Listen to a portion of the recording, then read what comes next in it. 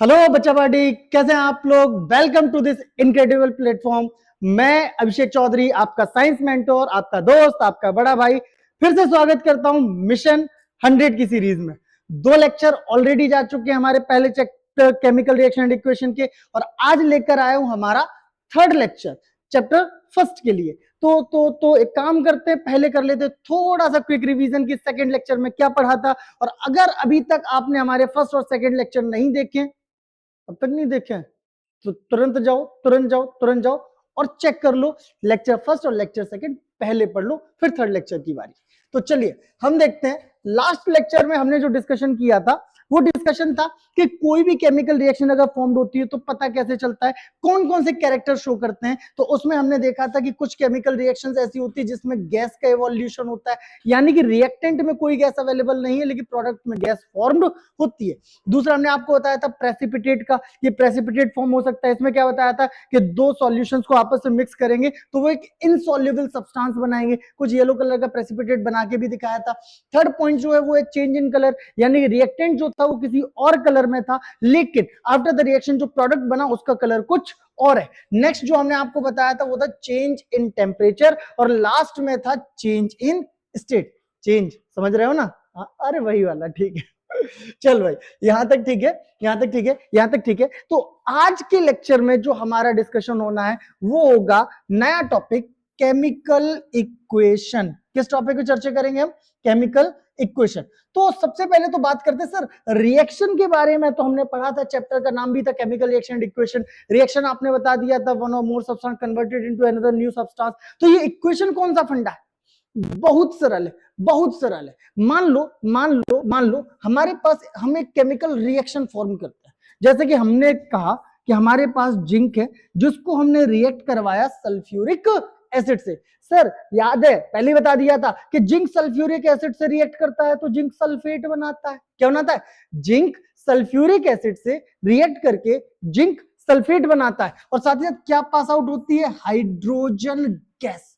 तो हमने क्या लिखा? Zinc ZnC, sulphuric acid SuLPHURiC बहुत लंबा लंबा नहीं लग रहा है?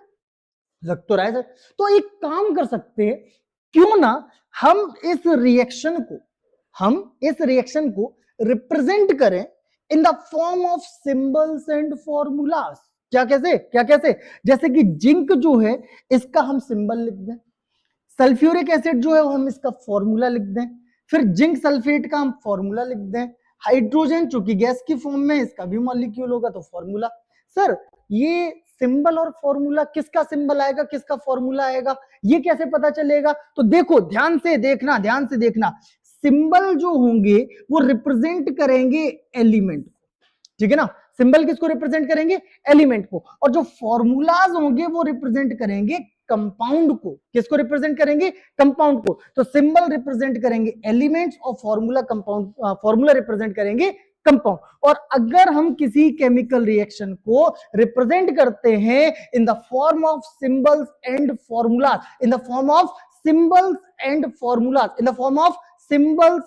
फॉर्मूलाज, इसी को कहते हैं केमिकल इक्वेशन। क्या कहते हैं इसको? Chemical equation. क्या कहते हैं? Chemical equation. तो ध्यान से अब हम देखेंगे, ध्यान से क्या देखेंगे? जिंक का सिंबल होता है Zn, सल्फ्यूरिक एसिड का फॉर्मूला होता है H2SO4, जिंक सल्फेट का फॉर्मूला होता है ZnSO4, और हाइड्रोजन का जो फॉर्मूला है वो है H2। तो हमने क्या किया? जिंक की जगह पे लिखा Zn, सल्फ्यूरिक एसिड की जगह पे H2SO4, जिंक सल्फेट की जगह पर ZnSO4 और हाइड्रोजन की जगह पर H2। तो क्या किया? ये जो केमिकल रिएक्शन है इसको रिप्रेजेंट किया in the form of symbols and formulas, और इसी को कहते हैं केमिकल इक्वेशन। क्या कहते हैं इसको? Chemical equation. तो अब हमारे दिमाग में ये टॉपिक अच्छे से आ गया है, हमें समझ आ गया है कि जब भी हम किसी भी केमिकल रिएक्शन को रिप्रेजेंट करते हैं the form of symbols and formulas तो उसी को कहते हैं केमिकल इक्वेशन। तो केमिकल इक्वेशन में कोई दिक्कत नहीं। तो देखो, the method of representing a chemical reaction, क्या कर रहे हैं? केमिकल रिएक्शन को रिप्रेजेंट कर रहे हैं with the help of symbol and formulas. कैसे रिप्रेजेंट कर रहे हैं? With the help of symbol and formulas of the substance involve in it. मतलब जो उस केमिकल रिएक्शन में इन्वॉल्व है, कौन? वो सिंबल्स और फॉर्मूलाज किसके? जैसे कि जो रिएक्टेंट है, जो प्रोडक्ट है, जो रिएक्टेंट है, जो प्रोडक्ट है, जो भी इस रिएक्शन में पार्टिसिपेट कर रहे हैं या जो रिएक्शन के बाद बन रहे हैं, उसको हम रिप्रेजेंट करेंगे कैसे? In the form of symbols and formulas. और इसी को कहते हैं केमिकल इक्वेशन। क्या कहते हैं इसको?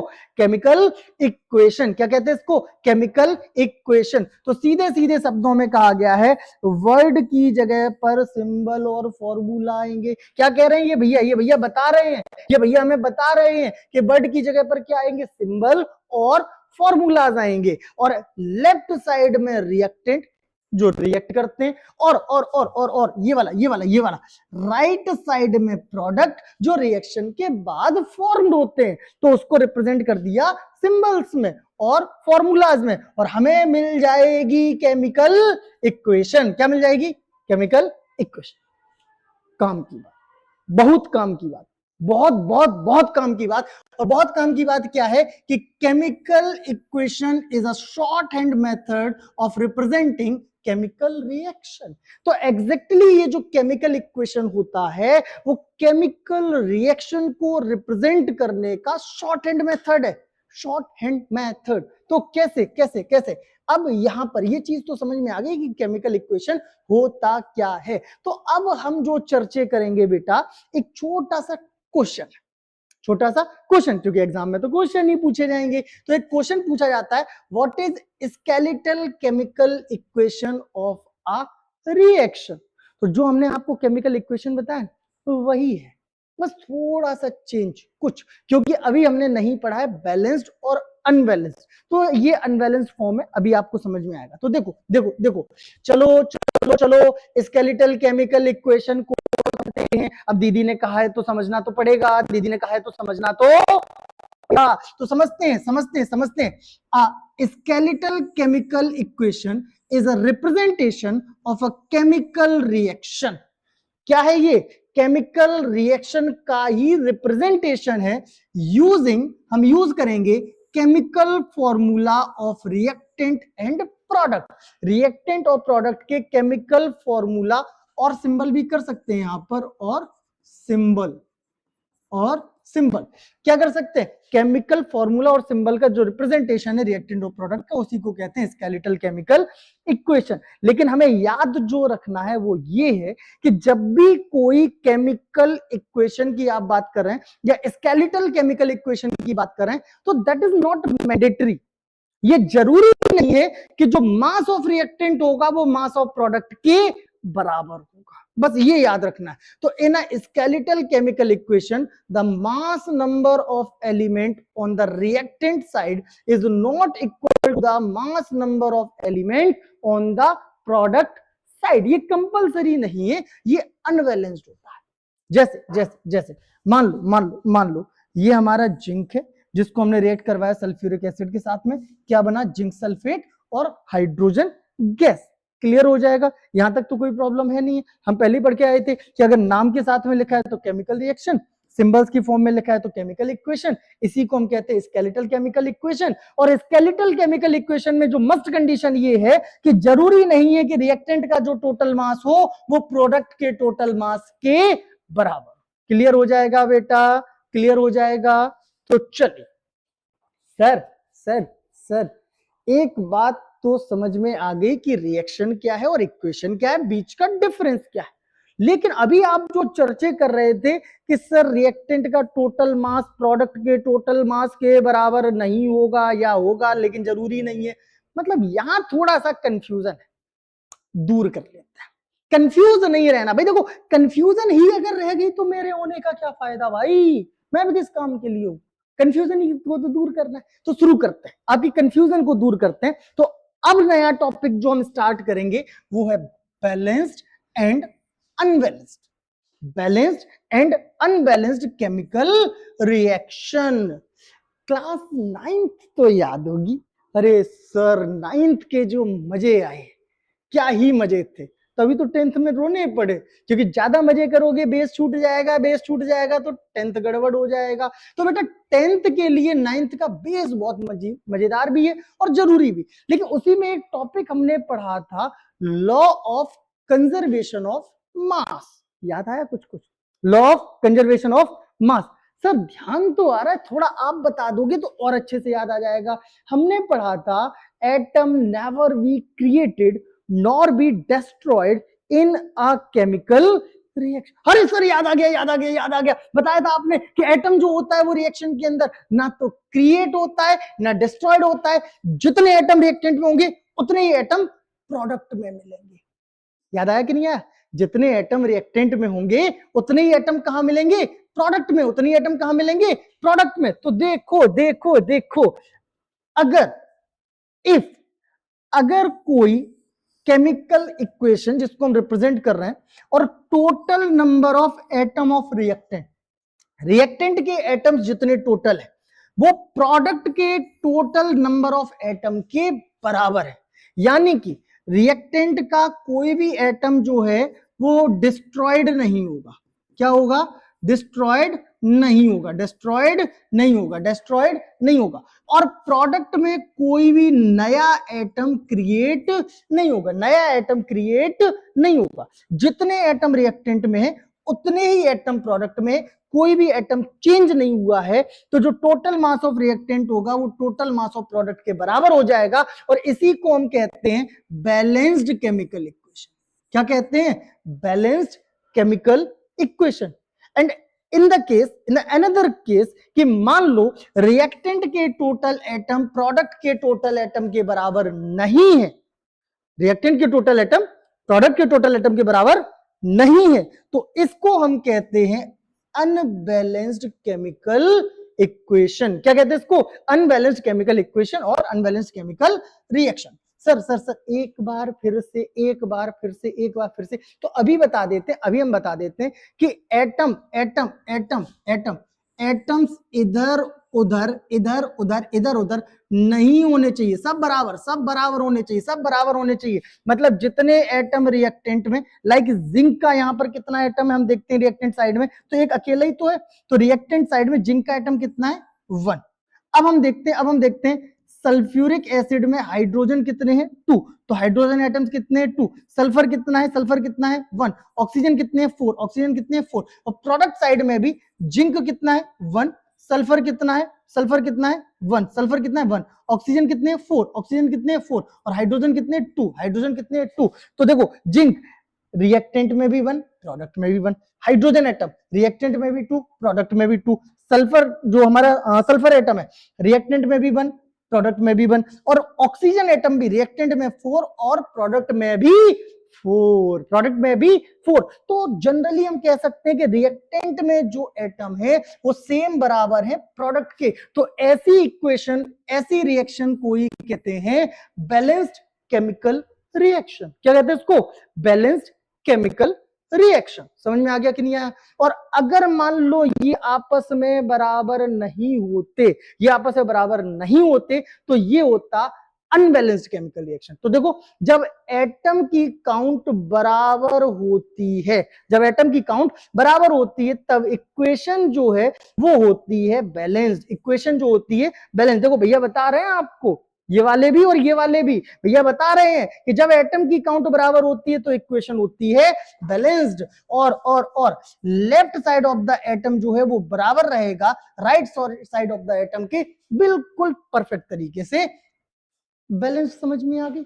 आ गई सर। तो अनबैलेंस्ड भी देख लो। अगर अगर अगर जैसे कि एक रिएक्शन है, H2 को रिएक्ट करवाया O2 से, तो रिएक्टेंट में हाइड्रोजन एटम कितने थे? 2। ऑक्सीजन एटम कितने थे? 2। लेकिन प्रोडक्ट जो बना वो बना H2O।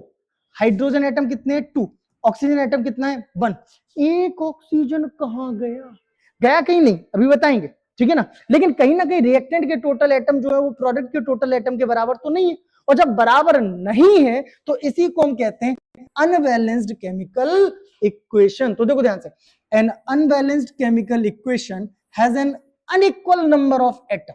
ये जो अनबैलेंस्ड केमिकल इक्वेशन है, इसमें अनइक्वल नंबर ऑफ एटम होंगे ऑफ वन और मोर element in the reactant and product. Reactant और प्रोडक्ट में जो नंबर ऑफ एटम्स है वो अनबैलेंस्ड है, यानी कि बराबर नहीं है, और इसी इक्वेशन को कहेंगे अनबैलेंस्ड केमिकल इक्वेशन। तो ध्यान से देखना, दीदी ने कुछ बताया, एटम्स इधर उधर नहीं होने चाहिए, काउंट कैसा होना चाहिए, इक्वल होना चाहिए। इक्वल हो जाएगा तो रिएक्शन कैसी हो जाएगी, बैलेंस। इक्वल हो जाएगा तो रिएक्शन कैसी हो जाएगी, बैलेंस। लेकिन लेकिन लेकिन इसमें एटम इक्वल नहीं है, ध्यान से देखो, इसमें एटम इक्वल नहीं है, इसमें एटम इक्वल नहीं है, तो ये कैसी हो जाएगी, अनबैलेंस्ड रिएक्शन। कैसी हो जाएगी, unbalanced reaction, and this is an unbalanced equation, unbalanced reaction. Sir लेकिन हमने तो सुना था, आपने भी कहा था, atom never be created nor be destroyed in a chemical reaction. तो ये एक ऑक्सीजन गया कहां, कहीं नहीं गया। मैंने कहा था ना, जो रिएक्शन ऑलरेडी बैलेंस्ड है देन ओके, लेकिन जो रिएक्शन बैलेंस्ड नहीं है उनको बैलेंस्ड किया जाएगा, उनको बैलेंस्ड किया जाएगा। कैसे करेंगे सर, हम बताते हैं कैसे करेंगे, क्यों इतनी टेंशन लेते हो। तो हम क्या करेंगे, लाइक हमारे पास क्या है, एक इक्वेशन है, और इस इक्वेशन में H2 को रिएक्ट करवाया O2 से, और जो प्रोडक्ट बना वो बना H2O। हमने गौर से देखा, हाइड्रोजन यहां पर 2 थे, हाइड्रोजन यहां भी 2 थे, लेकिन ऑक्सीजन यहां पर कितने, 2, और यहां पर ऑक्सीजन कितना है, 1। तो एक काम करें, हम क्या करें, अगर हम इधर 2 से इंटू कर दें तो ऑक्सीजन 2 इंटू 1 ऑक्सीजन 2 हो जाएंगे कि नहीं हो जाएंगे। सर ऑक्सीजन तो बैलेंस हो जाएंगे, लेकिन हाइड्रोजन तो बदल जाएंगे। जैसे 2 इंटू 2 4, हाइड्रोजन अब इस साइड कितने हो गए, 4, ऑक्सीजन हो गए, लेकिन हाइड्रोजन कितने हो गए, 4, और यहां हाइड्रोजन कितने, 2। तो एक काम करें, 2 से इधर भी इंटू कर दें, तो 2 2 जा 4 हो जाएंगे, और यहां पर 2, तो देखो 2 2 जा 4 हाइड्रोजन, 2 2 जा 4 हाइड्रोजन, 2 ऑक्सीजन, 2 ऑक्सीजन। अब क्या हुआ, ये जो अनबैलेंस्ड केमिकल इक्वेशन थी वो अब हो गई बैलेंस्ड। कैसी हो गई, बैलेंस। तो the process of making equal the number of atom of different type of chemical on both side से मतलब ऐसी प्रोसेस जिसमें बोथ साइड, रिएक्टेंट साइड और प्रोडक्ट साइड, हम क्या कर रहे हैं, एटम को, डिफरेंट एटम को इक्वल कर रहे हैं। इसी को कहते हैं बैलेंसिंग ऑफ इक्वेशन। क्या कहते हैं इसको हम, बैलेंसिंग ऑफ इक्वेशन। मतलब जैसे कि जब ये इक्वेशन जो है बैलेंस्ड नहीं थी, जब ये इक्वेशन जो बैलेंस नहीं थी, तो क्या हुआ, इक्वेशन बैलेंस करेंगे तभी रिएक्शन सही होगा। जब इक्वेशन को बैलेंस करेंगे तभी रिएक्शन सही होगा। तो दीदी क्या बोली, ट्राई करो, चेक करो, बैलेंस पक्का करो, तो बैलेंस पक्का करो, कर दिया ना, अब हो तो गई है बैलेंस। देखो 2H2 plus O2 gives 2H2O, और इक्वेशन जो हो गई वो हो गई अब बैलेंस। तो देखो अब एटम बराबर हो गए हैं, ये है सही बैलेंस्ड। कैसी है ये, सही बैलेंस्ड है। तो देखो बैलेंस्ड अनबैलेंस्ड हो गया है क्लियर। अब हम चर्चा करेंगे नए टॉपिक पर, to make equation more informative. कि मान लो सर आपने इतने सारे कैरेक्टर बता दिए थे, आपने चेंज इन स्टेट बताया था, इवोल्यूशन ऑफ गैस बताया था, फॉर्मेशन ऑफ प्रेसिपिटेट भी बता दिया था, कुछ जगह पर कैटलिस्ट भी यूज होता है, लेकिन सर रिएक्शन को देखकर पता चल रहा है, मतलब एक रिएक्शन को कुछ ऐसे रिप्रेजेंट करना है कि उस रिएक्शन को देखकर ही हम बता सके ये एंडोथर्मिक है कि एक्सोथर्मिक है। इस रिएक्शन को देखकर ही हम बता सके कि यहां पर स्टेट चेंज कौन सी हुई है, गैस इवोल्यूट हुई है, अगर कैटलिस्ट है तो कौन सा है और कैसे यूज हो रहा है। तो रिएक्शन को देखकर बताना है। कैसे, इसके लिए रिएक्शन को मोर इंफॉर्मेटिव बनाना पड़ेगा। बनाते हैं भाई, देखो by indicating the physical state of reactant of product। पहला ऑप्शन तो हमारे पास यही है कि हम रिएक्टेंट एंड प्रोडक्ट की फिजिकल स्टेट शो करें। जैसे मान लो कोई रिएक्टेंट अगर सॉलिड स्टेट में है तो उसके साथ में हम S रिप्रेजेंट कर सकते हैं, लिक्विड स्टेट में तो L, गैसियस स्टेट में तो G, और अगर कोई सॉल्यूशन एक्वस है, अगर कोई सॉल्यूशन कैसा है, एक्वस, तो उसके साथ में लिखा जा सकता है AQ। ठीक है ना। दूसरा, हीट चेंज के लिए heat on product side, means heat is released. जैसे कि ये रिएक्टेंट साइड है, ये प्रोडक्ट साइड है, और अगर हम प्रोडक्ट साइड में हीट लिख देंगे तो इसका मतलब होता है हीट जो है वो release release release pass out हो रही है। और अगर इसी की जगह पर हीट हम लिख देते हैं रिएक्टेंट साइड में, किसकी साइड में लिख देते हैं, reactant side, that is heat is absorb absorb absorb, heat जो है वो अंदर आ रही है। क्लियर हो जाएगा बेटा, वेरी गुड।